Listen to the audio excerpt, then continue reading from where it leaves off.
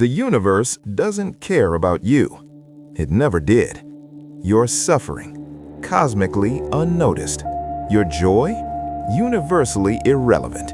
Your existence, an accident of chemistry on an unremarkable planet orbiting an average star in a galaxy containing 400 billion others. Most people spend their entire lives running from this fact. Denial, distraction, delusion. But a small group of philosophers, humans who actually faced cosmic indifference and didn't flinch, discovered something remarkable. Not comfort, construction. 5 frameworks that work, historical proof, practical application.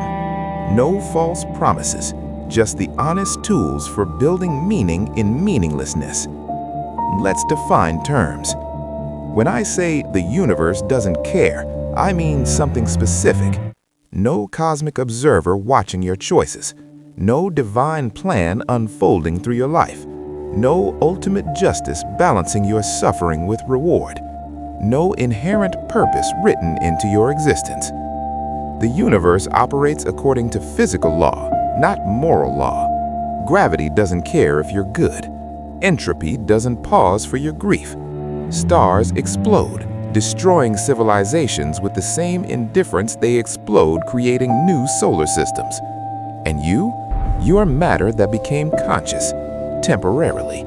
You'll ask, why? And the cosmos will not answer, because it has no mouth, no mind, no concern with your question.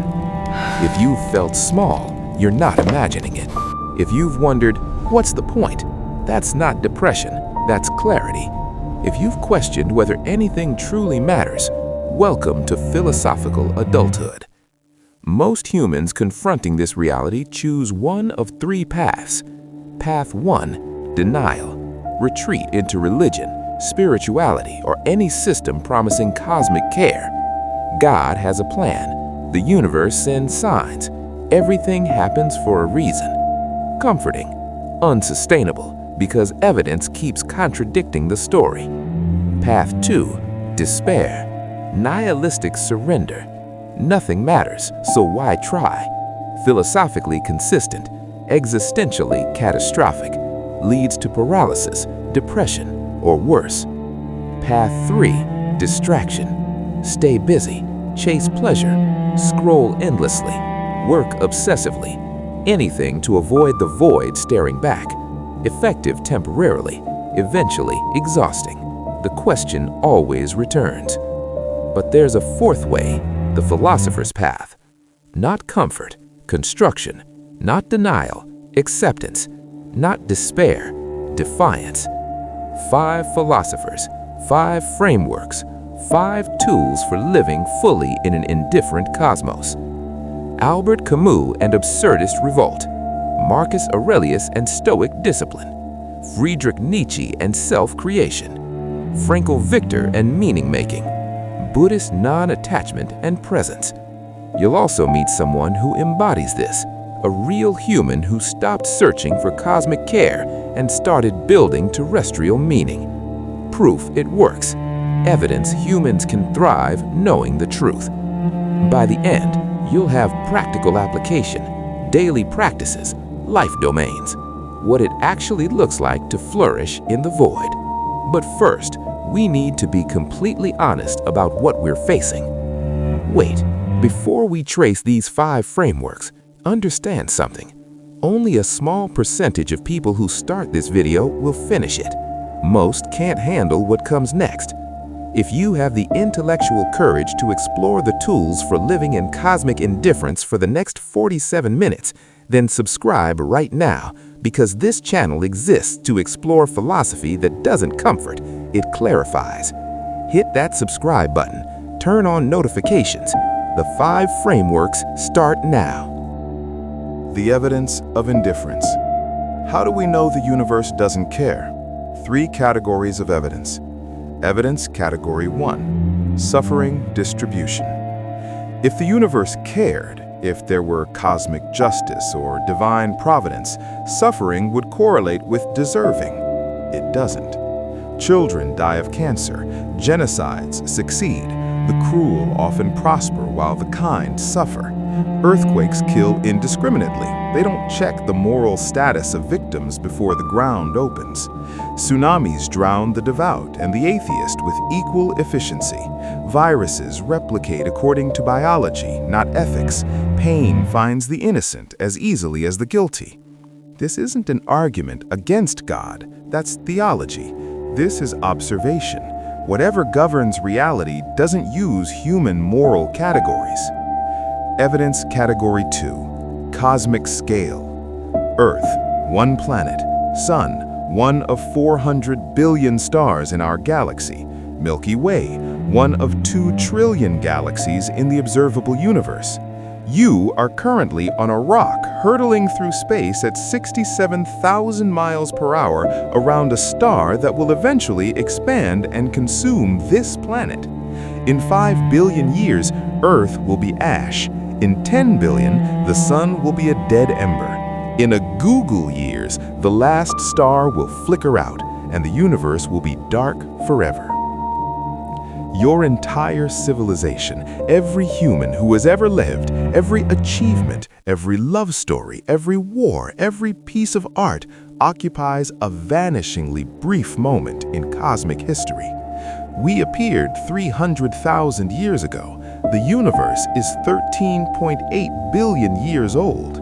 We've existed for 0.002% of cosmic time, and the universe, unaffected by our presence, would continue exactly the same without us. Stars would still fuse hydrogen, galaxies would still collide, entropy would still increase. We are cosmically optional. Evidence Category 3. Mechanism without meaning. The more we understand how reality works, the less room we find for why. You're not a soul piloting a body. You're a body that generates the experience of being a soul. Your consciousness, neurons firing in patterns, your choices, electrochemical cascades, your love, oxytocin and dopamine. This doesn't make love less real, it's absolutely real, but it makes love not cosmically significant.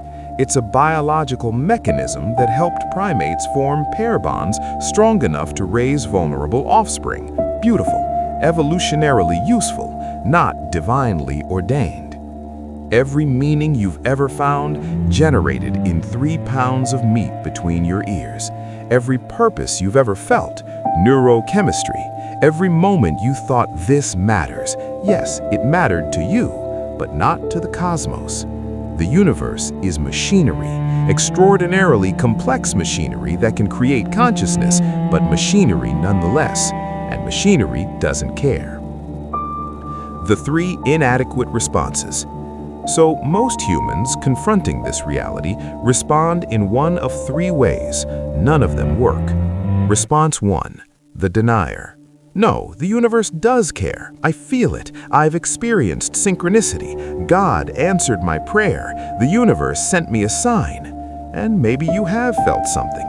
Humans are exceptional at pattern recognition, so good we find patterns where none exist. Faces in clouds, meaning in coincidence, divine intervention in probability. The denier retreats into whatever system promises cosmic care. Religion offers the most robust version, an all-powerful being who knows your name, counts your hairs, catches your tears in bottles, has plans for your welfare. Psychologically comforting, philosophically unsustainable. Because eventually evidence intrudes, prayers go unanswered, children still die, the plan seems cruel or absent, and maintaining belief requires increasingly elaborate apologetics, intellectual compromise, willful ignorance. You can live in denial, many do, but if you're watching this video, you probably can't. You've seen behind the curtain. You can't unsee it. Response 2. The despairer. You're right, nothing matters, so why bother? The nihilistic response, philosophically consistent, existentially catastrophic. If nothing has cosmic meaning, why get out of bed? Why work? Why love? Why create? Why persist? The answer, because you want to, feels hollow when you realize your wants are just neurochemistry. This path leads to paralysis, or worse, active self-destruction. If life is cosmically pointless, why not end it? Camus called this the one truly serious philosophical problem, suicide. If absurdity is true, why live? The despairer sees the void and surrenders to it, gives up the fight, stops building anything because entropy will take it all anyway. Response 3. The distractor. I don't think about it. Stay busy, chase pleasure, work 80 hours a week, binge watch entire seasons, scroll until you're numb, drink until you forget, purchase, consume, stimulate, repeat. Anything to avoid 3 a.m. when the question returns, what's the point of all this? The distractor knows, consciously or unconsciously, that cosmic meaning doesn't exist, so they paper over the void with activity. Keep moving fast enough that existential questions can't catch up, but eventually you stop, between jobs, after breakup, during pandemic lockdown, and the silence is deafening. The question is waiting. 3 responses: denial, despair, distraction. None of them work long-term. None of them let you live fully. But there's a 4th way. The philosopher's 4th way. Throughout history, certain humans have faced cosmic indifference directly. No denial, no despair, no distraction. They looked into the void looked back, and they said, "So what? I'll build meaning anyway." Not because the universe demands it, because they choose it. Albert Camus in Nazi-occupied France, publishing essays about absurdity while the Gestapo hunted resistance fighters. Marcus Aurelius, ruling Rome, writing Stoic philosophy in a military tent while plague ravaged his empire. Friedrich Nietzsche, going mad from syphilis, declaring himself the prophet of meaning creation in meaninglessness. Viktor Frankl, surviving Auschwitz by constructing purpose in the most purpose-denying hell humans ever created. The Buddha, sitting under a tree until he achieved liberation from the need for cosmic significance. These weren't delusional optimists, they were brutally honest realists who discovered something remarkable. Cosmic meaning doesn't exist, but human meaning can be constructed, and construction is enough. Not comfort, construction. Not inherited meaning, created meaning. Not universal purpose, personal purpose. And it works. Not because the universe validates it, but because you validate it. Because you wake up and choose it, again and again, until the day you don't wake up. 5 philosophers developed 5 frameworks. Each addresses the same problem from a different angle. Each offers practical tools. You don't have to choose one. You take what works. You build your own synthesis. You become the philosopher of your own life. Let's begin with the man who made absurdity beautiful. Framework 1. Camus and Absurdist Revolt. Albert Camus, French-Algerian philosopher, born 1913, died 1960 in car crash, spent his life making absurdity livable. Camus lived through Nazi occupation, tuberculosis, poverty, the full horror of a century that proved the universe doesn't protect the innocent, and he concluded life is absurd, not tragic, not meaningless, absurd. Here's what he meant. The absurd is the collision between 2 facts. 1. Humans desperately need meaning, purpose, answers. 2. The universe offers none. You're a meaning-seeking creature in a meaningless cosmos. That's the absurdity.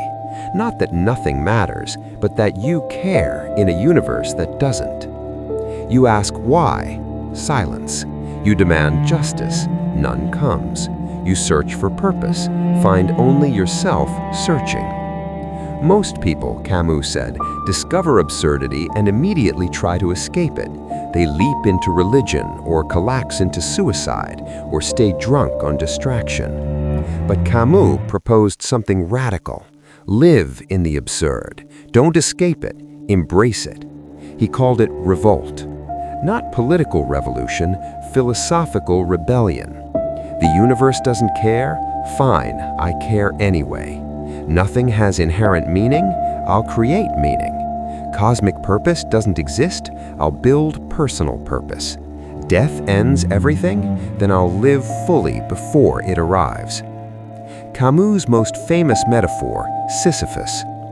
Greek myth, Sisyphus condemned by the gods to push a boulder up a mountain. The boulder rolls back down. He pushes it up again, forever, pointless, eternal, the perfect image of absurd existence. But Camus concludes his essay with one sentence. One must imagine Sisyphus happy. Happy? Pushing a boulder forever? Yes, because Sisyphus owns his task. The gods gave him punishment, but he gives it meaning. The boulder is his boulder. The mountain is his mountain. The struggle is his life. And in that ownership, in saying, this meaningless task is mine, and I'll do it with defiance, he finds freedom. Camus' framework has three components. 1. Revolt. Refuse to surrender to absurdity. The universe doesn't care? I revolt harder. I'll build meaning, create beauty, love fully, knowing it's cosmically unnoticed, but personally everything. 2. Freedom. If nothing is cosmically required, then everything is permitted. Not in the sense, do whatever you want, but in the sense you are radically free to construct your values. No divine command, no cosmic purpose, just you choosing. 3. Passion. Live fully before death. Quantity of experience, intensity of engagement. The absurd hero knows himself to be the master of his days and lives each one as its own eternity.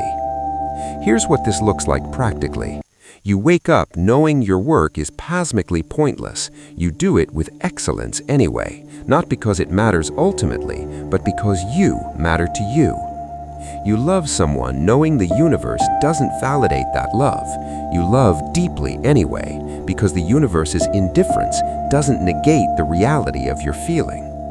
You create art, raise children, fight injustice, plant gardens, all of it cosmically meaningless, all of it humanly everything. Camus gives you permission to live fully, knowing truth. No pretense, no delusion, no escape. Just revolt, just freedom, just passion. The boulder rolls back down. You walk back down and push it up again. And in the choosing, in the pushing, in the living despite absurdity, you are free. Framework 2. Stoicism and the control dichotomy. Marcus Aurelius, Roman emperor, ruled 161 to 180 CE, most powerful man on earth. He wrote a book called Meditations, private journal never meant for publication that became a survival manual for living in indifferent universe. Marcus ruled during plague, famine, war, and betrayal. He watched thousands die of disease he couldn't cure. He sent men to death in battles he didn't want to fight. He knew his son would be a terrible emperor, but couldn't prevent succession. And through it all, he wrote, "You have power over your mind, not outside events. Realize this, and you will find strength." The Stoic framework is built on one fundamental distinction: what you control versus what you don't. Here's what you control: your judgments, your responses, your values, your efforts, your attention, your character. That's it. That's the list. Here's what you don't control: everything else. The universe, other people, the past, the future, your reputation, your health, whether you succeed, whether people love you, whether you live or die. Most human suffering, the Stoics realized, comes from trying to control what you cannot control. You suffer because you want the universe to care. It doesn't. You can't make it care. Accepting this is liberation. You suffer because you want people to behave differently. They won't. You can't control them. You can only control your response. You suffer because you want outcomes you don't control. Stop. Focus on inputs you do control: your effort, your attitude, your character. The Stoic doesn't say, "I hope this works." The Stoic says, "I'll do everything in my power with excellence and accept whatever happens." Marcus Aurelius knew his reign would end. Rome would fall eventually. The sun would consume Earth. Entropy would take everything. And he wrote, "Dwell on the beauty of life. Watch the stars and see yourself running with them." The Stoic framework has 3 practices. 1. The dichotomy of control. Every situation ask, "What here is in my control?" Then focus ruthlessly on that and accept everything else. Someone insults you. Their opinion, not in your control. Your response, completely in your control. Spend 0 energy on their opinion, full energy on responding with dignity. You face disease. Whether you heal, not in your control. How you bear it, entirely in your control. Suffer with courage or cowardice, that choice is yours. 2. Amor fati, love of fate. Not just accept what happens, love it. Not because it's good, but because it's real, and you don't waste energy resenting reality. Nietzsche, drawing on Stoicism, said, "My formula for greatness in a human being is amor fati, that one wants nothing to be different, not forward, not backward, not in all eternity, not merely bear what is necessary, but love it." You lost your job? Amor fati, this happened, now what's the best response? Someone betrayed you? Amor fati, this is the reality. How do I move forward with dignity? 3. Memento mori, remember death. The Stoics meditated daily on mortality, not to become depressed, but to become focused. Marcus wrote, "You could leave life right now. Let that determine what you do and say and think." If you knew you'd die tomorrow, would you waste today arguing with strangers online, resenting your circumstances, waiting for life to begin? Death is certain, timing is uncertain, so the Stoic lives as if each day might be the last, not frantically, but deliberately. Here's what this looks like in an indifferent universe. You face cosmic meaninglessness. You can't control cosmic meaning. It doesn't exist. You can control your character, your values, your actions. Focus there. You face injustice. You can't control whether cosmic justice exists. It doesn't. You can control whether you act justly. Do that. You face death. You can't control when. You can control how you live before it comes. Live with arete, excellence, until the end. The Stoic says, the universe doesn't care, but I can care about who I become in this brief time I have. And in that caring, in that disciplined focus on what you control, you find strength. Relief moment. Meet Kendra. Let me introduce you to someone. Kendra, 34 years old, software engineer, lives in Portland, raised evangelical Christian. At 19, Kendra knew with absolute certainty that God had a plan for her life. She'd marry young, have children, serve in ministry, and hear, "Well done, good and faithful servant," when she died. She knew this the way you know gravity exists, bone-deep certainty.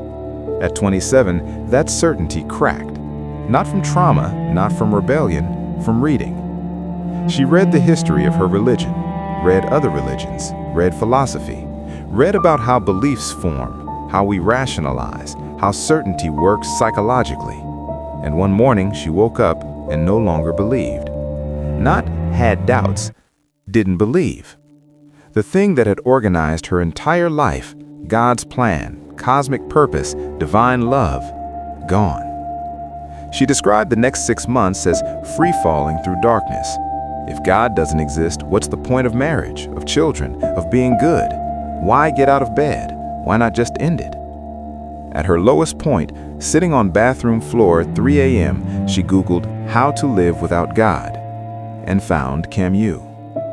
Reading The Myth of Sisyphus, she realized she wasn't broken, she was awake. She wasn't failing to find meaning, she was discovering meaning doesn't exist cosmically, only personally. And that changed everything.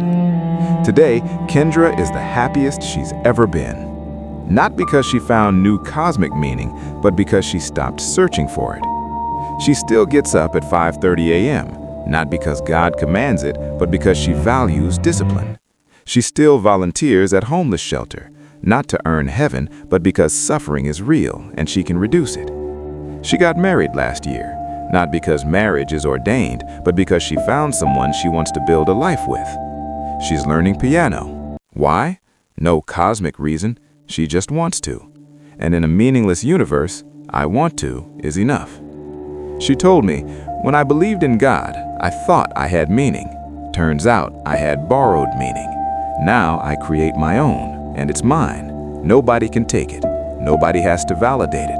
The universe doesn't care, but I care, and I'm enough. Kendra embodies Camus simultaneously. She revolts by living fully. She focuses on what she controls. She accepts what she doesn't. Is she happy? Yes. Is her happiness fragile? No more fragile than anyone's. Is she deluding herself? No. She's brutally honest. She's proof. Humans can thrive, genuinely thrive, knowing truth. You've been watching for 27 minutes. 3 frameworks down, 2 remain. And here's what I need you to understand. YouTube's algorithm doesn't show philosophical content like this to many people. It thinks you want entertainment, not existential examination. Prove it wrong. Share this video right now with one person who can handle it. Someone who asks the hard questions. Someone who won't settle for comfortable lies. Send them this link. Then drop a comment below with your answer. Which framework resonates most so far? Camus' revolt? Stoic discipline? Or are you waiting to hear Nietzsche and Frankl? I read every response. The next 2 frameworks are coming now. Framework 3. Nietzsche and self-creation. Friedrich Nietzsche, German philosopher, lived 1844 to 1900, went mad from tertiary syphilis at 44, spent his final decade in darkness. But before madness took him, he left humanity a roadmap for living beyond good and evil, beyond cosmic meaning, in the territory he called beyond. We've explored Nietzsche before. You know his diagnosis. God is dead, we killed him, and the implications are catastrophic. But Nietzsche didn't stop at diagnosis. He offered prescription. His framework has 2 concepts, the Übermensch and the will to power. The Übermensch, often mistranslated as Superman, better understood as Overman or beyond human, is Nietzsche's vision of what humans become after God dies. Not a master race, that's Nazi corruption. Not superhuman powers. The Übermensch is simply a human who creates their own values. Most people inherit values. Religion hands you good and evil. Culture hands you success and failure. Family hands you should and shouldn't. You follow the script. The Übermensch writes the script. No cosmic values exist, no divine commands, no universal purpose. So the Übermensch says, I'll create my values, I'll define my purpose, I'll become my own authority. This isn't narcissism, it's radical responsibility. You can't blame God for your choices. You can't hide behind divine will. You can't claim the universe wants me to. You choose, you create, you become. Nietzsche wrote, one must still have chaos within oneself to give birth to a dancing star. The chaos is cosmic meaninglessness. The dancing star is the life you create despite it. The will to power is Nietzsche's alternative to will to meaning. Humans don't primarily seek pleasure. They don't even primarily seek meaning. What they seek is power, not over others, but power in the sense of growth, overcoming, a coming.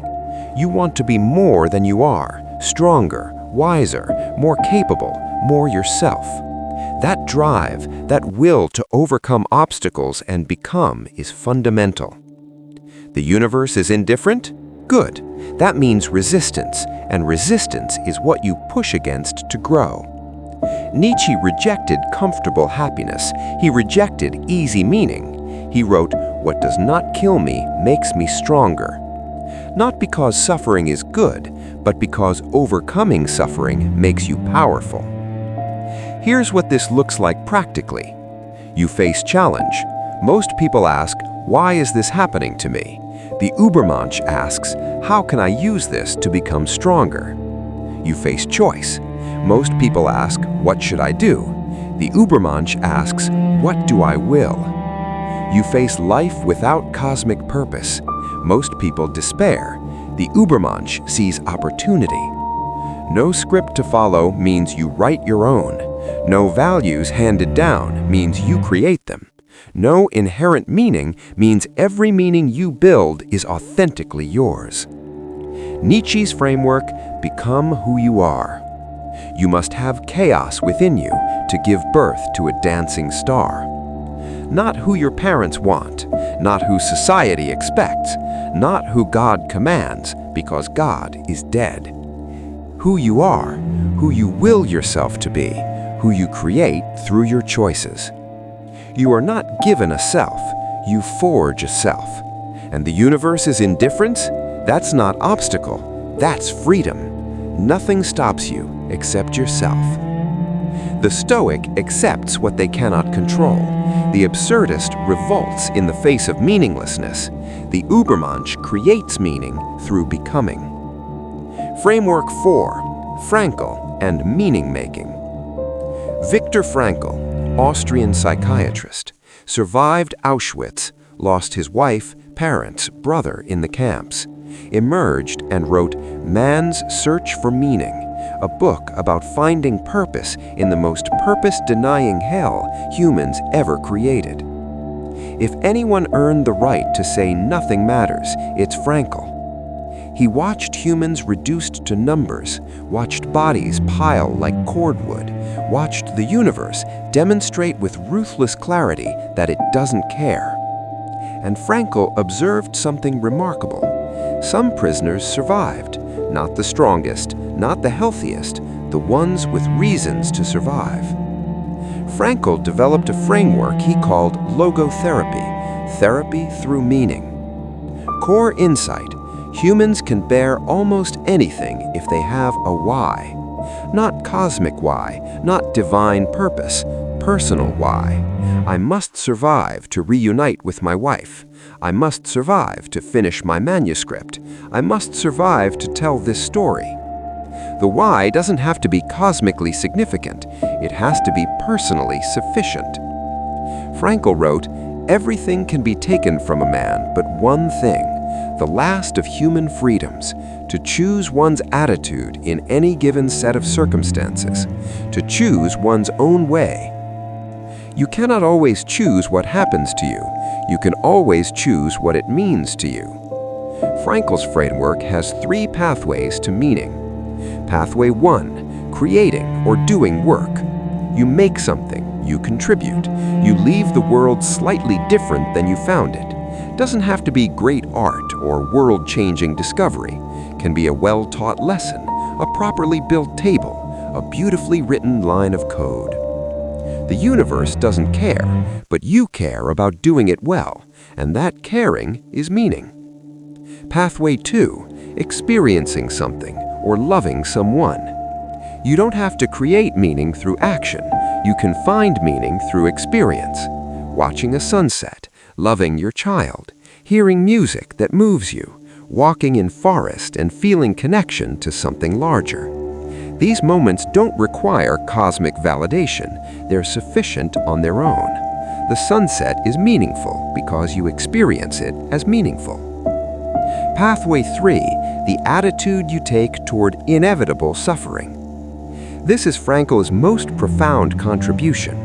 When you cannot change circumstances, when suffering is inevitable, you find meaning in how you bear it. Suffer with courage or cowardice, suffer with dignity or despair, suffer with growth or bitterness. That choice is always yours. Frankl wrote, "When we are no longer able to change a situation, we are challenged to change ourselves." Here's what this looks like in an indifferent universe. You face loss. You cannot change that you lost. You can choose what that loss teaches you, makes you bitter or makes you compassionate. Your choice. You face mortality. You cannot avoid death. You can choose how you live before it. Frantically escaping awareness or courageously embracing finitude. Your choice. You face meaninglessness. You cannot create cosmic meaning. It doesn't exist. You can create personal meaning through work, love, or bearing difficulty well. Frankl's gift. He showed that meaning isn't found, it's made. And making it doesn't require the universe's permission, doesn't require cosmic validation, requires only your commitment to the meanings you construct. Framework 5. Buddhist non-attachment. The Buddha, Siddhartha Gautama, lived 563 to 483 BCE, spent 6 years seeking cosmic answers, found none, sat under a tree until he stopped needing them. Buddhism approaches meaninglessness from a completely different angle than Western philosophy.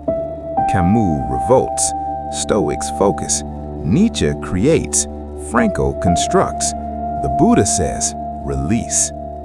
The first noble truth, life contains dukkha, usually translated suffering, but are understood as unsatisfactoriness. You suffer because you want things to be different than they are. You want cosmic meaning. You want permanence. You want the universe to care. It doesn't, and your craving for it to care is the source of your suffering. The Buddhist framework, stop craving cosmic significance. Everything is impermanent, anicca. You, your life, your civilization, the stars, all of it arising, existing briefly, passing. No permanent self exists, anatta. What you call you is a temporary configuration of matter and consciousness. You're a wave in the ocean, thinking you're separate from water. And this, Buddhism says, is not tragic, it's liberating. If nothing is permanent, you can stop clinging. If no cosmic meaning exists, you can stop searching. If the universe doesn't care, you can stop demanding that it should. The Buddhist framework has 3 practices. 1. Mindfulness. Be fully present with what is, not what you wish was. You're alive right now. Breath moving in and out.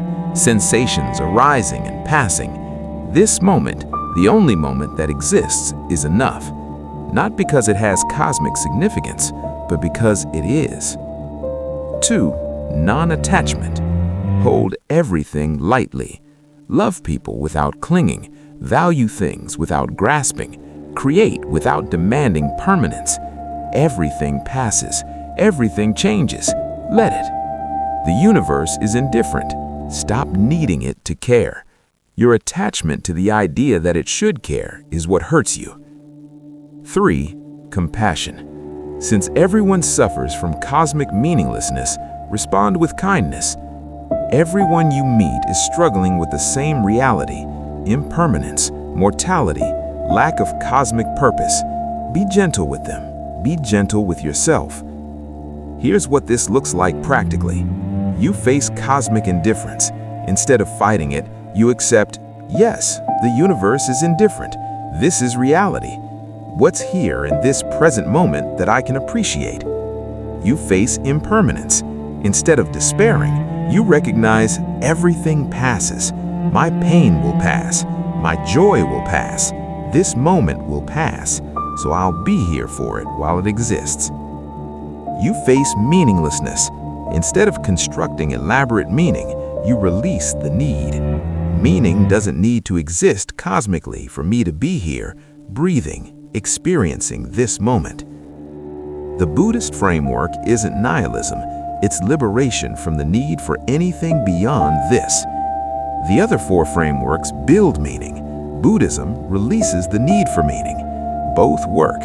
Choose what serves you. 5 frameworks, 5 philosophers, 5 tools. Now the question is, how do you actually use them? Daily philosophy. Philosophy isn't theory, it's practice. Here's how you actually live these frameworks. Morning practice, 10 minutes. 1. Memento mori. Remember you'll die. Not morbidly, practically. I could die today. So how do I want to use these hours? Clarifies instantly what matters. That argument you were planning? Doesn't matter. That grudge? Waste of finite time. That thing you've been putting off? Do it today. 2. Control dichotomy. Preview your day, identify what you control. You have meetings, can't control outcomes, can control your preparation, your attitude, your integrity. You might face rejection, can't control others' responses, can control your courage in trying. Clarifies where to place energy. 3. Intention setting. Choose one meaning you'll create today. Frankel's framework. Today, I'll create meaning through work. Choose what you'll do excellently. Love. Choose who you'll be present for. Attitude. Choose how you'll bear difficulty. 10 minutes sets trajectory for day. Throughout the day, when you face difficulty, Camus says, "This is absurd, I'll do it anyway." Revolt. Stoic says, "Can I control this? No? Then I accept it and control my response." Focus. Nietzsche says, "How can I grow through this?" Power. Frankel says, "What meaning can I create despite this?" Construction. Buddha says, "This too will pass. Can I be present with it now?" Release. When you face meaninglessness, you're doing a task that feels pointless. Your mind says, "Why does this matter?" Answer is, it doesn't matter cosmically, but I'm here doing it, and I can do it with excellence or half-heartedly. I choose excellence, not because the universe notices, because I notice. Wash dishes like they're sacred, not because they are, because you choose to bring that attitude. When you face joy, don't qualify it. Don't think, "But this won't last," or "But cosmically it doesn't matter." Just be here. This moment of joy doesn't need cosmic validation. It's enough that it's real, now, in your experience. Buddhist practice, be fully present without grasping. Enjoy without clinging. Evening practice, 10 minutes. 1. Review. What meaning did you create today? Not, did I accomplish everything, but did I choose my responses? Did I act with integrity? Did I create something? Love someone? Bear difficulty well? 2. Gratitude. Not to the universe, it doesn't care, but gratitude as practice of noticing what was good. Today I experienced this sunset, this conversation, this small victory. Cosmically insignificant, personally everything. 3. Amor fati. Even the hard parts, can you love that they happened? Not because they were good, but because they were real and you faced them and maybe you grew. 20 minutes, morning and evening, enough to transform relationship with existence. Life domains. How do these frameworks apply to actual life? Work without calling. Most people believe they need calling or purpose-driven work. When that doesn't exist, they feel empty.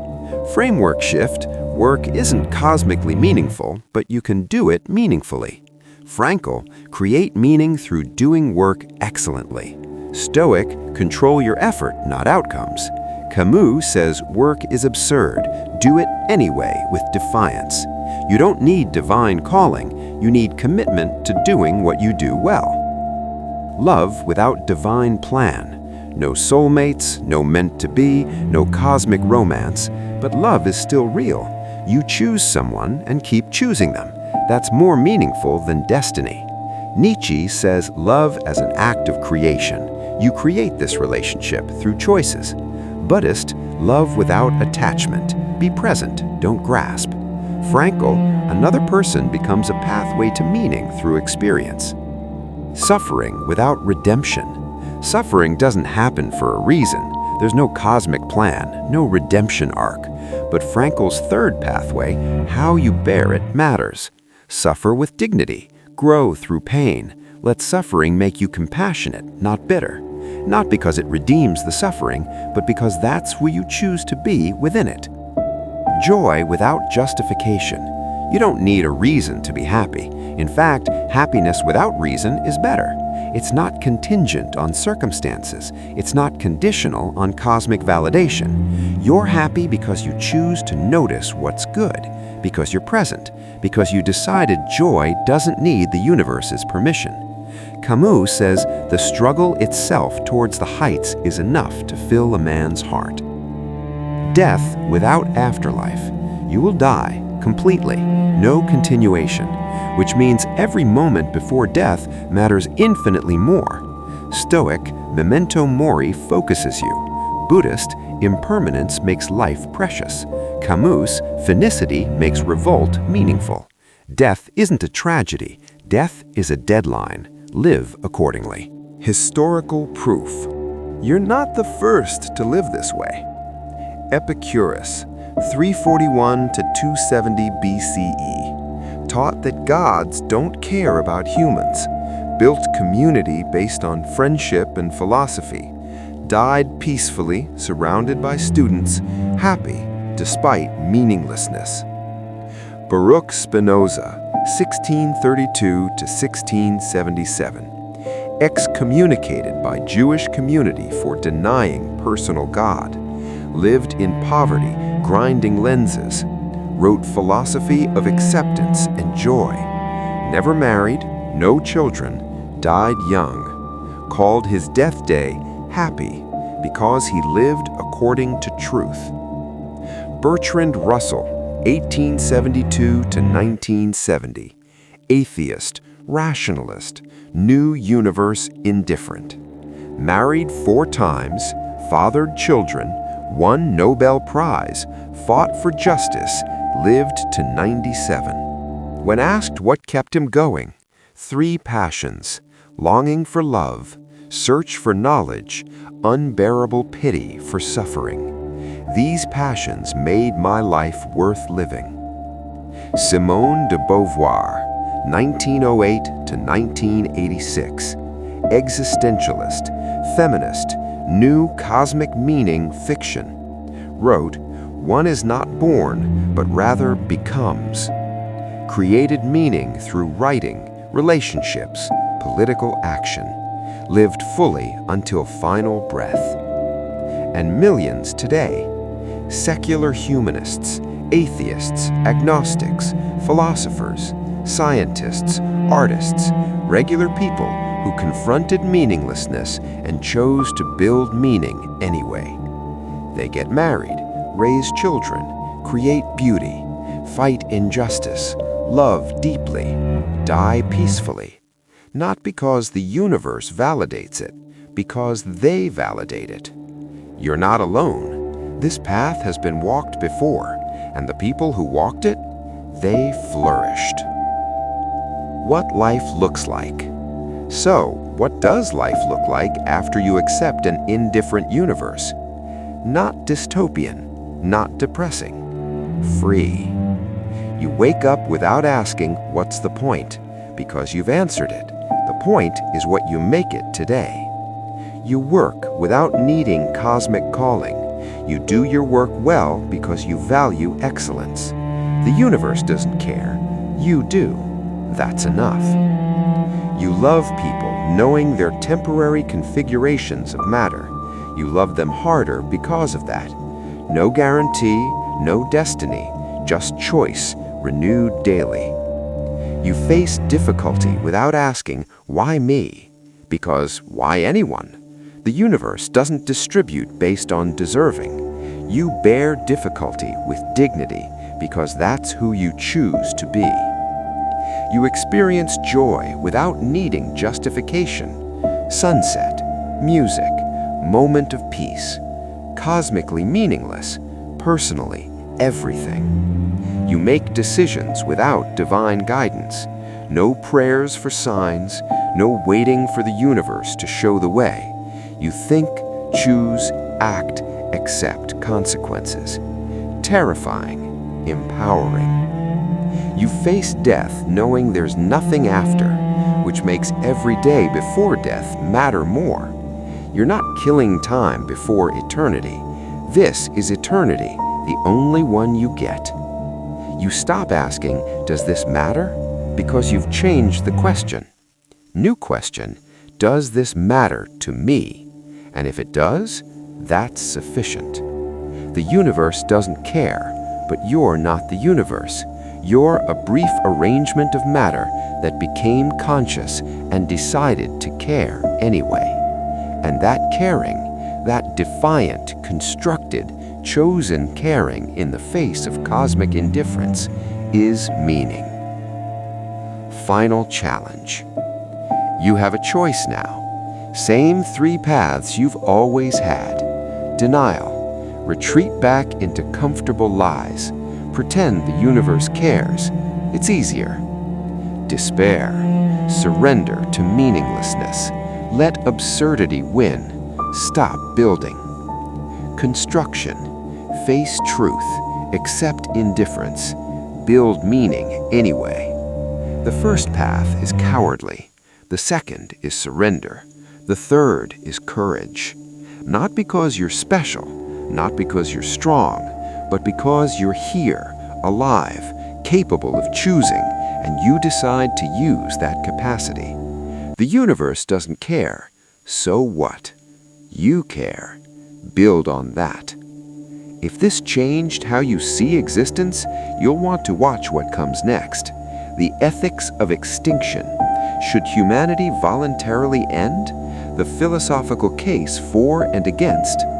Subscribe now, not because the universe demands it, but because you value philosophy that doesn't comfort, it clarifies.